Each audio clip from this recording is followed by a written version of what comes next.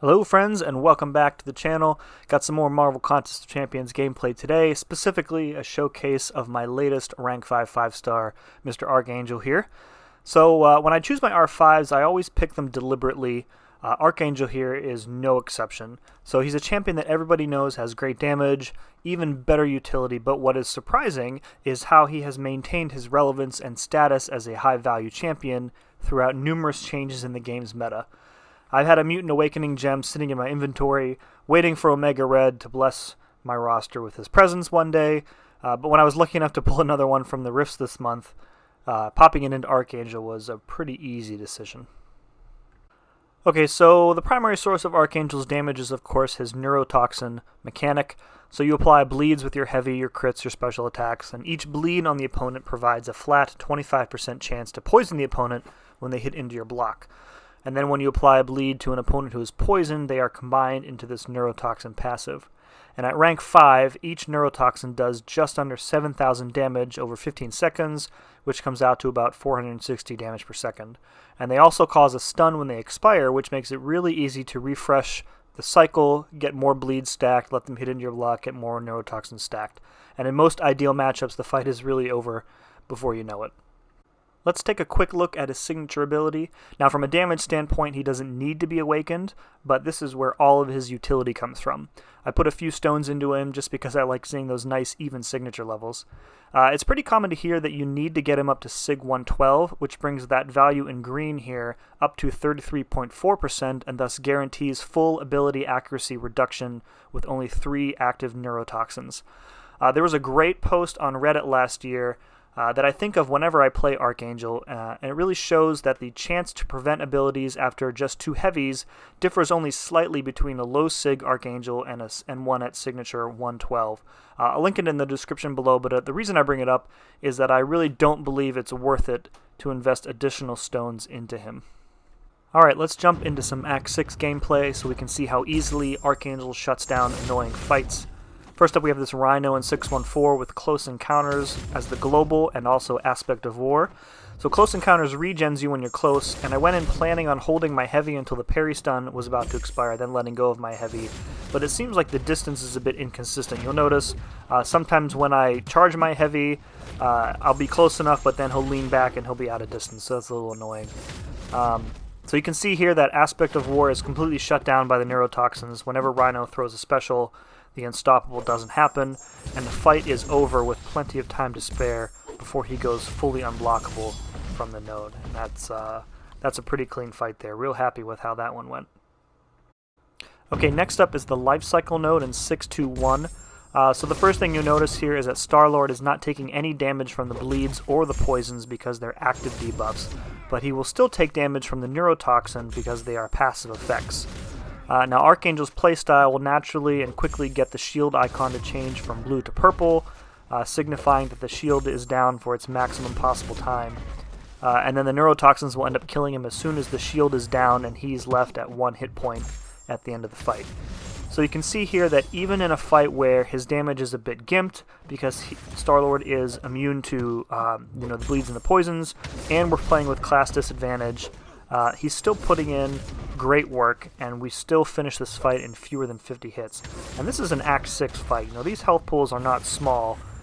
They're certainly much larger than my 565 Archangel's health pool is. So just a great damage option for most every fight. The third stop on our tour through Act 6 is the Icarus Node in 6.2.3. So similar to champs like Colossus and Captain America Infinity War, Archangel is a really great choice for this node because of his reliance on heavy attacks. You don't really have to worry about getting too many Furies because you're constantly removing them with his normal playstyle. And as a bonus, we're also shutting down MODOK's autoblock here with the neurotoxins as well. Now normally this isn't a problem because MODOK can't auto-block a heavy attack, but he can auto-block during a special attack, so it's good to kind of have that safety net available, knowing that when I launch a special attack with Archangel to get some additional debuffs on him, he's not going to auto-block me and wreck me in the middle of it. Archangel's ability accuracy reduction is superior to most other champs because it applies to all abilities, whether they're offensive, defensive, or just from the node itself. So you can see in just the less than a minute that I've been chatting here, we have another Act 6 opponent about to bite the dust. One special attack, and there we go, MODOK down for the count. Alright, so next up is the Do Not Go Gentle node from 6.2.5, which is probably one of my top 10 least favorite nodes in the game.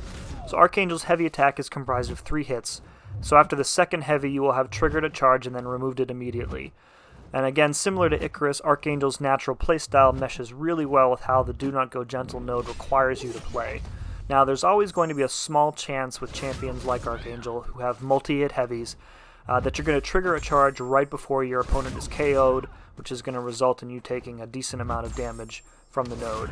But with Archangel in particular, you can get around this just by letting the large amounts of damage over time, your bleeds, your poisons, your neuros, finish off the opponent, rather than, risk hitting into them another few times and getting a charge before they are fully KO'd.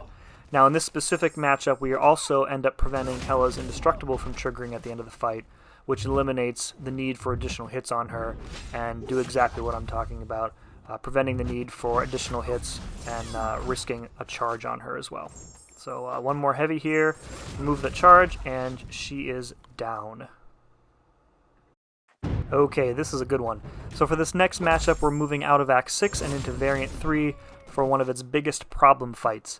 Now, Void can already be a difficult champion to fight, but what makes this fight one of the most difficult encounters with Void in the game is the long-distance relationship node. This node places non-damaging weakness debuffs on you, which Void then turns into degen from his natural abilities. And this is also the tech variant, so we're also playing with our attack reduced by 50%. You can see the passive weakness on me there as well. Now every 10 seconds you'll see like a red timer appear on me, and this signifies that Void is about to place a Intimidating Presence debuff on me, which will feed his degen. But when the timer expires, our neurotoxins will have prevented the debuff from applying. And you also notice that with multiple neurotoxins active, we are rarely getting the weakness debuffs placed on us by the node. So really we are almost completely cutting off Void's source of damage in this fight, and the reason why the fight is so difficult in normal circumstances. And it's only when the neurotoxins fall off that we get the weakness debuffs and take a little bit of degen. So even with our attack cut in half, this fight is over pretty quickly, fewer than 50 hits, and when it's over, Archangel is going to be smiling like a butcher's dog for sure. So you can see the nice damage over time there from the neuros, from the bleeds, just melting him down, and he'll be dead in one more parry and heavy. Whoop, not even a parry needed there, just a stun from the expiring neurotoxin, and down he goes. So I said fewer than 50 hits, around 50 hits. And of course, last but not least, no gameplay showcase would be complete without a visit to the Realm of Legends, where we're visiting our friend Wolverine here. Now, with just a single neurotoxin up, Wolverine's healing will be shut down completely, which is why this fight is traditionally regarded as difficult, or used to be anyways. Now there's plenty of options to get around it.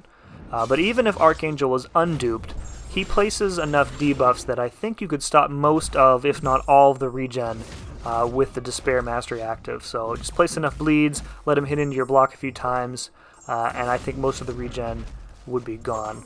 So something to keep in mind, I guess, if you have like an unduped Archangel sitting around. My Archangel sat at rank 3 unduped for the longest time. I didn't want to waste any resources into him before he was awakened. But now I'm kind of thinking that might not have been a good idea. On the other hand, high damage champs are a dime a dozen these days. But there are ways around missing his signature ability. Now, of course, you will still be missing the ability Accuracy Reduction, which is probably also shutting off his regen from even proccing in the first place in this fight. So he kind of attacks this fight from multiple angles. There's some other fights that I wanted to try out, but I just didn't have time. One in particular was the magic in Labyrinth of Legends. So maybe when I have time to make half a run through Labyrinth again here, I'll bring on Archangel and see if we can take down that fight in a one-shot. That's pretty much it. Leave me a comment below. Let me know what you use Archangel for. Hit that like button, hit that sub button, and as usual, thank you very much for watching, and we'll see you again next time.